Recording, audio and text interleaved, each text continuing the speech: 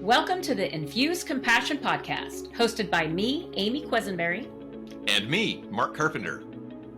We are on a mission to make this world a kinder place for us all by bringing healthier human connection to communities, families, and organizations of all types and sizes. Our goal is to create stronger relationships, more inspired teams, increased trust, and improved results. So let's get started with more ways to infuse compassion into our world. Welcome back, Compassionators, to the Infuse Compassion podcast.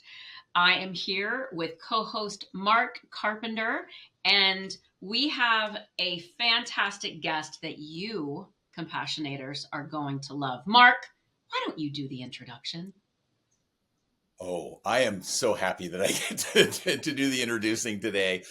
I want to introduce everybody to Randy McNeely, and I'm going to start with the background that we were introduced to Randy by one of our previous guests, Jody Orgel-Brown, who talked about being a depression fighter, about fighting on and pressing on during that. And I'm so glad that Jody introduced us. Randy is the author of The Kindness Giver's Formula 2.0, which is a 5-step guide to reaching hearts, changing lives, and healing the world through love. He's also the creator, executive producer, and co-host of the Kindness Factor podcast, and is doing just wonderful work in the world today. One of the things I love about Randy is that he came into this with a business background, and his world is now built around building kindness and helping individuals and organizations embrace kindness and just daily habits of kindness. So Randy, welcome to the Infuse Compassion podcast. Well, I'm just thrilled to have the chance to be here. And I'm truly grateful to Jody that she did introduce us, because it's just, it's a wonderful thing when you can meet and converse with people and have the chance to interact with people that are share your same heart space. And you guys are both amazing kindness givers. So I'm thrilled to be here. Oh, thank you so much. Would you, I gave a light introduction because I wanted you to tell your story about how you got into this. What was the transition that brought you from a corporate worker, executive leader into, I am going to be Captain Kindman, because that's Randy's nickname, is Captain Kindman. And what was that transition for you? Why did you make that shift? It's an interesting question. And I sometimes find myself asking the same thing. No, I'm just kidding. I was working, I've been in information security for over 20 years, cybersecurity, information security, health, HIPAA privacy and security, working in all of the industries, all dealing with keeping and protecting information safe in alignment with government requirements.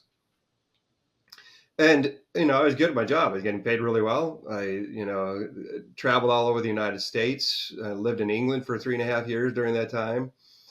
But, you're in an interesting position when you're working in the security world, because most of the requirements for cybersecurity, particularly if you work in the defense industry or you work in the healthcare industry, they're driven by government regulation.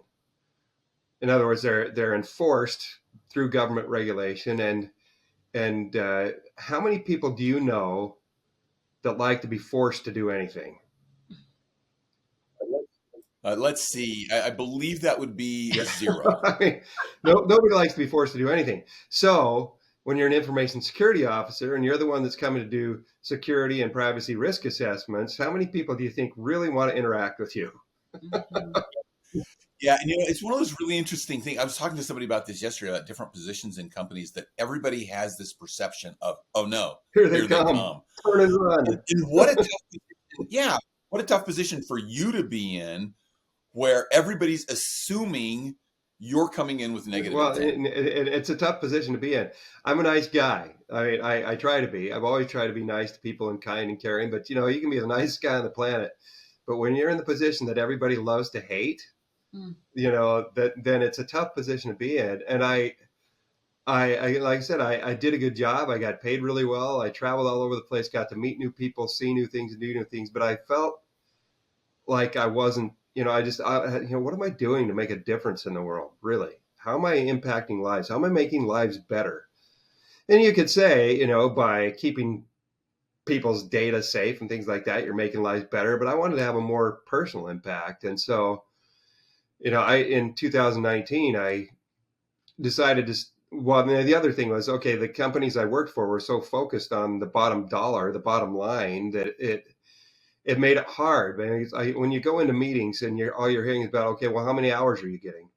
How many billable hours are you getting? How much are you getting? It's basically they're asking the question, how much are you billing so you can suck as much money out of the customer as possible? And that's the way I felt. That's when I went to the and then funnel that money to and us. then funnel that money to us, because you're only getting a small percentage of it. And I got tired of going into meetings like that. So first of all, I stepped away and thought, okay, I can do this. I know how to do an assessment really well, privacy or security, healthcare or otherwise. I can do that.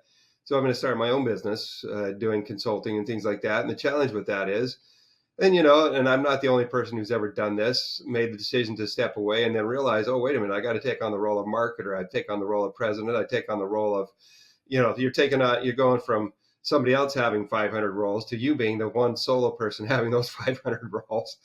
And, I wasn't as prepared for it as I should have been, but yeah, it's hard to be the CEO, which means chief everything officer. It is. It's hard to be the chief everything officer. So I was trying to figure out how to do that. In the process of that, and this is 2019, that summer, there were all kinds of shootings in Texas and California and other places like that.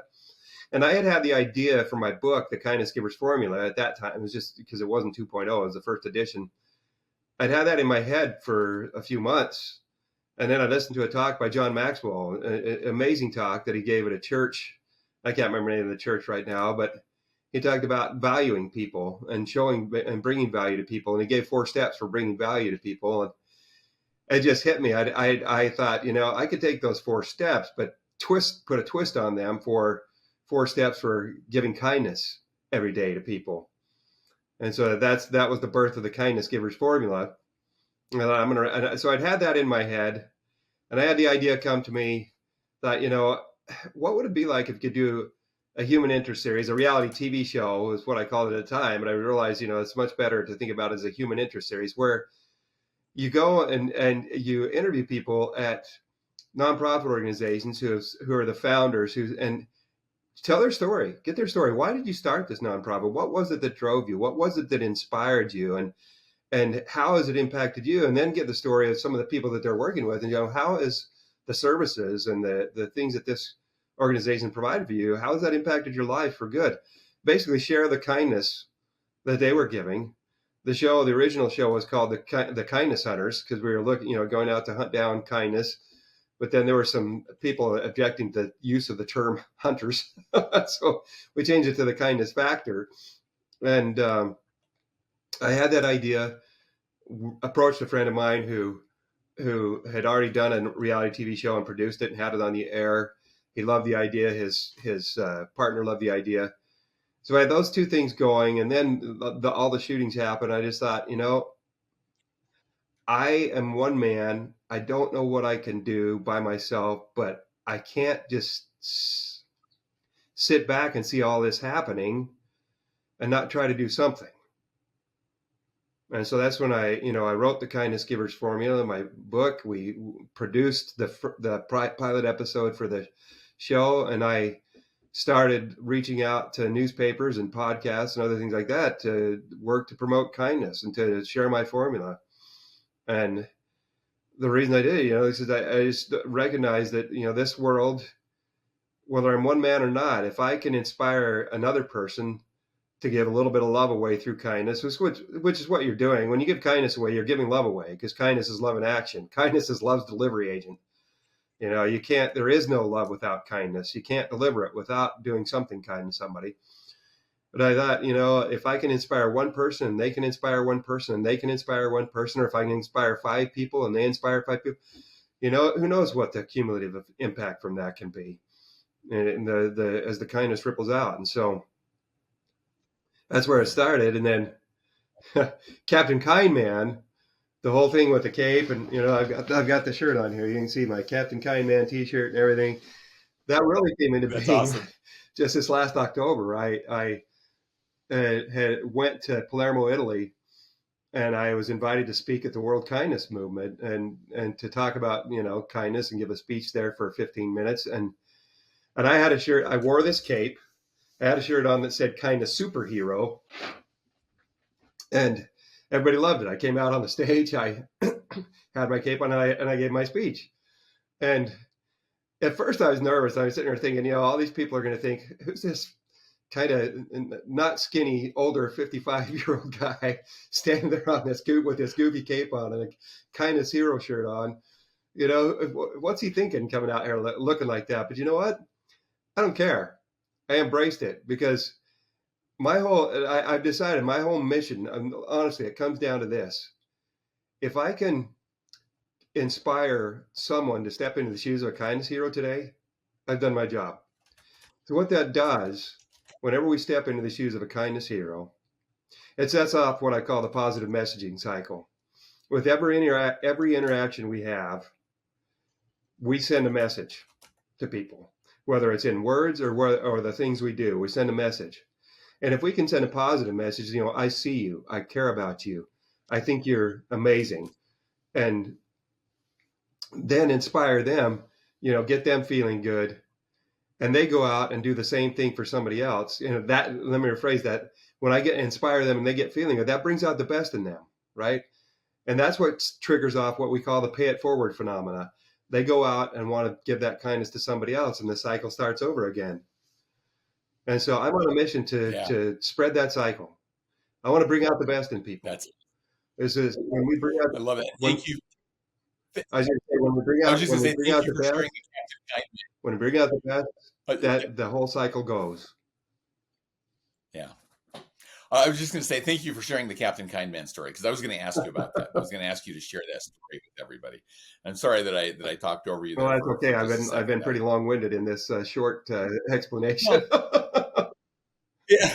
Well, and I wanted the full explanation. I'd love to hear also the explanation on those 4 steps in that kindness givers formula that you mentioned. And it's actually 5 steps now, because I added an extra one. There was originally 4, now it's 5. The first step is every day, just get up and look in the mirror and say to yourself and think, I'm going to be a kindness giver today. And why is that important? If you do that first thing in the morning, literally, as soon as you get up and you go look in the mirror, I'm going to be a kindness giver today. What that does is put kindness top of mind to start off the day.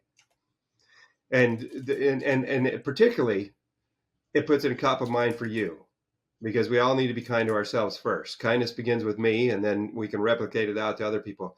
Second thing is, the second step is think and plan. And what I mean by that is take 5 minutes to think of who you're going to be with, where you're going to be, what you're going to be doing during the day, and plan simple acts of kindness that you can be in those situations. Intentionally planning opportunities to be kind. Now, I say potential opportunities, because we never know, nothing ever goes entirely as planned, does it? I mean, 100% is planned. So, but think of and plan ways to give kindness away. And then third is, go out and look for opportunities to give kindness away and act on them. Not only the ones that you've thought of where you're going to be, but keep your kindness antennas up and be looking for random opportunities of kindness that present themselves. And I say random opportunities because there is no random act of kindness. Every time we decide to be kind, we make that decision. But look for those opportunities and act on as many of them as reasonably possible. Not just one, not just 2. If 1 or 2 is all you can do, great. But if you can do more, do it. And then, because what that does is not only gives you the opportunity to bring some joy and hope and happiness and encouragement into somebody else's life, but trust me, it'll lift your heart as well. It's a reciprocal thing. It's a 2-way street. Because science has shown every time we give kindness away, it lifts our own heart. It's healthy for our heart. It's healthy for our minds. Healthy for our mentality. All that stuff. And then the next step, the 4th step, is to invite and encourage other people to do the same thing. we hear about the need to have all the, well, give me some evidence, give me some studies, do all that stuff. That's great. We can go and find that. But you know what? I want to invite you to do your own study. Go out and give some kindness away today and see how it makes you feel. Do it for 7 days and see how it makes you feel. And then do what I call the final step. The final step that I added is, at the end of the day, take some time to reflect on the experiences you've had with kindness, how they impacted you, how you impacted other people, and write it down. Take 5 minutes to write it down. That does two things. First of all, every time we write something down, it ingrains it more into our minds. And second, it's there for a rainy day. How many of you guys, Amy and Mark, do you ever have days when you're not totally feeling upbeat and you're feeling good about life and good about yourselves? No, I never have any bad days. No, that's absolutely not true. You know that's not. We all have our bad days. Yes, we do. So when you have those bad days, the beautiful thing about writing those wonderful experiences that you've had and how they've made you feel down is you can go back and read them. And you can recreate those same experiences in your mind. And your body actually releases the same, what I call the dose, dopamine, oxytocin, serotonin, and endorphins that you felt when you were giving away, when you were doing those actions. So that's the 5 steps. That's a little bit, every day, get up and give yourself, think I'm going to be a kindness giver. Every day, think of and plan ways to be kind. Every day, look for and act on opportunities to be kind. Every day, invite and encourage others to do the same. And every day, reflect on and record your experiences. And it'll make a difference. I love that. And I'm really glad you shared that with me, because I do try to intentionally look for opportunities to be kind. But I like the step of even planning the day to think about, okay, who am I going to be with? What am I going to be doing? Where are there opportunities to be kind within that? Just to prepare my mind and my heart to be there. Yeah. So love that. Amy, Randy and I have been going on, and we've kind of been leaving you out. What do you want to ask? Nobody's leaving me out. I'm here getting every second of it, and I'm taking notes over here. The notes that I have. So that's why I'm like typing and looking, and I have so many questions, but I'm gonna. I have so many questions. You said the word, and it really struck out to me how intentional this whole piece is. And I love your point of there aren't random acts of kindness. You're making a choice. You're making a choice. So I'm curious, what I would love to hear about is, in this work, this kindness work that you've been doing, what are some of the transformations that you've seen in people that are doing this, or that either you've seen in them or you've seen in the world around them? Can you talk a little bit about that, please? I can. It's interesting. I remember I did a challenge with a wonderful company called Enjoy, a 30-day challenge. And there was a lady that I was talking to, and we were talking about, you ought to join the challenge and stuff. And she didn't really want to do that challenge. But I said, okay, so I'm going to give you your own challenge to do for 7 days, just for 7 days. Doesn't have to be 30 like this is, just 7 days. Go and put my formula into practice. 7 days, put the formula into practice, and then come back and tell me the difference it made. 7 days later, this amazing lady comes back to me and she says, Randy, I can't tell you, I can't put into words how to describe the experience I've had this last week. Said, I discovered how blind I've been. She realized, as I took the step, to look for and act, it says, and was intentionally looking for opportunities to give kindness away, I realized that they were all around me and that they had been all around me this whole time. And the problem is I just wasn't noticing them. And she talked about how, I remember she talked, and I don't remember the specific examples, but she talked about how, there were people that the same people that she saw every day, that she hadn't noticed them really. She'd passed by them and stuff, but they were just, people passing by. She says, when I actually stopped and started noticing, I actually had some interactions with you, and I realized, these are some really nice people, and I've missed out. I've been passing by them all this time and missed out on opportunities to have, cordial, nice, genuine interactions with people and connect with people. Now, that's just one experience. And interestingly, since I've been promoting this, not that we ever had a lot of challenges at home, but my kids know, they started saying to me, Dad, you're kinder now than you used to be. Not that maybe I'm telling on myself. Not that I was ever terribly unkind, but it's transformed me. I mean, as I've had the opportunity to talk to people and see the light that comes on in people's eyes, and more fully recognize that there are a multitude of ways that you can approach giving kindness, but it all comes down to the fact that you're giving love away. Everybody, there is not a person on this planet, I don't care how hardened they are, there is not a person on this planet that doesn't need love. And think about how things would change if some of those people who have been so hardened, how they would have changed if they had been given a little more love. And you wonder, is there still hope? And yes, there is. We've had a lady that we talked to that works in the prison system, and talking about giving love and kindness away in the prison system, and seeing men who have been, through a lot, and women who have been through a lot, who are obviously in prison for mistakes that they made, choices and decisions that they made, and the outcome was them being there. He says, I've seen people change because of kindness, because of caring. I've seen people that were in there for some pretty heinous things change and become different people as love was extended to them, as kindness was extended to them. So I go on for a long time, but yeah, I'm sure you've got other things. No, thank you for that. That's such a wonderful, wonderful example. And that actually was one of the questions that I was going to ask next too, was to give us that example. And I love what you said about giving love away. And we have to remember that when we give love away, we're not reducing ours at all. We're actually increasing. Oh, absolutely. The more you give love away, the greater your capacity to love increases. Well, you think about it. Every time you give love away, you're increasing the sum of happiness in the world. You're increasing the sum of happiness.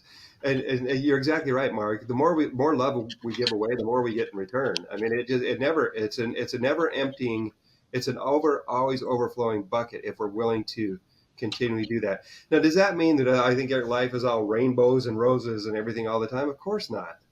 We all have our challenges. We all, I grew up in a home where I was taught to follow the teachings of Jesus Christ. I was a Christian. I am a Christian. I still am, but we didn't live it. It was a Sunday thing. We didn't live it very well. My mother was an angel. I love my mom to death, but my dad, he had some real challenges with being kind.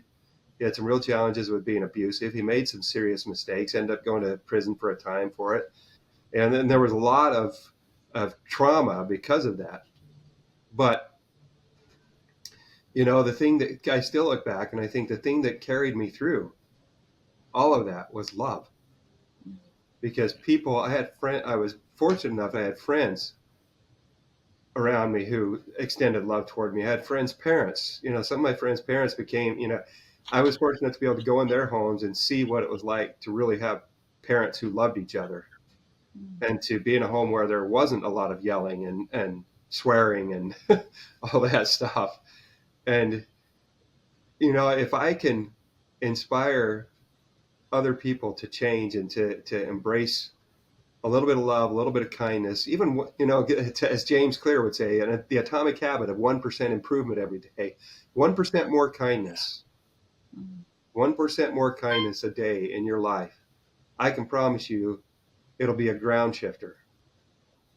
Yeah, the world will be a different place. I knew this was going to happen. Our time has just flown by. So I want to get to one question that we ask each of our guests as we wrap up. You've given this wonderful kindness formula for everybody to have this daily kindness habit. But what's one simple action our compassionators, our listeners, can take to increase or infuse more compassion and kindness into the world this week? It's one thing they could do. Love yourself. First and foremost, love yourself. My good friend Jairus Tucker says, and I'm gonna let Jairus know I'm calling him out and shouting out to him here. But he talked to us on our podcast, the Kindness Factor podcast, about how he looks in the mirror and tells himself what he loves about himself every day. And I would encourage you to do the same thing, because before you can give kindness, truly give kindness away to other people, you need to love yourself. There's a little song I used to sing when I was a kid in primary, I want to be kind to everyone, for that is right, you see. Mm-hmm. So I say to myself, remember this, kindness begins with me. Mm-hmm. Begins with me. So love yourself and then go out and love other people. As my friend Barry Shore would say, go out and go mad, go make a difference. That kind of mad. Randy, thank you for your time with us. It has been delightful to have you here. I know we could go on and on and on and on and on, but you've given people a good start. Where can people learn more about Randy, learn more about the Kindness Factor, connect with you even more? I'm most active on LinkedIn. So you go look for Randy McNeely or Randall McNeely. That's my full name. That's I was always in trouble name, if I ever heard Randall. But Randall McNeely on LinkedIn. And you can go to randymcneely.com, or I'm in the process of, you can visit, if you want to get one of these wonderfully cool Captain Kindman shorts, or a whole bunch of other kindness-driven T-shirts or a bunch of mugs and a bunch of other items, you can go to www.kindnessheroshop.com and pick that up. And then you can find me on the Kindness Factor podcast is at podcast.thekindnessfactor.com. You can go and listen to or watch, episodes there. So, or you can go to YouTube. We're on YouTube too. The Kindness Factor is on YouTube. Got to get that in there. And if you like it, like and subscribe and share. Please do. Thank you so much, Randy. Yes, we always love that people like, subscribe, and share. Yeah, Amy, wrap us up. Gosh, this has been absolutely incredible. We've had a number of chats along the way, but I have never heard this level of detail from you. And I love that formula is so powerful. You made this so easy for people to transform the world and truly infuse kindness, infuse compassion. So thank you so much for how you're showing up in the world, the difference that you're making. And I hope you, I just wish you all the goodness back, my friend. I wish you all the goodness back. Well, thank you. Can I give one more little plug? Yes. Sure. My amazing friend and the founder of Kindness Worldwide, Kevin Smith, deserves to have a little plug. If you really want to bring kindness to the world, go out and check out kindnessworldwide.org. He is doing amazing things. His kindness train is chugging, and he's now got ambassadors all over the world. And his mission and his vision is to bring kindness, cultures of kindness, to communities throughout the world. So go check him out too. I love that. We're going to have all of this in the show notes, of course. All awesome. Right. And with that, I just want to wish everybody a fantastic day. Love yourself and go give that love away. All right. Thanks so much, everybody. Take care. Bye. Thanks, Compassionators. Thank you for joining us for this episode of the Infuse Compassion podcast. If you enjoyed the conversation, please share a review and like the podcast so other Compassionators can join us. Until next time, let's all do something each day to infuse compassion into the world. For more information on our guests, see the show notes.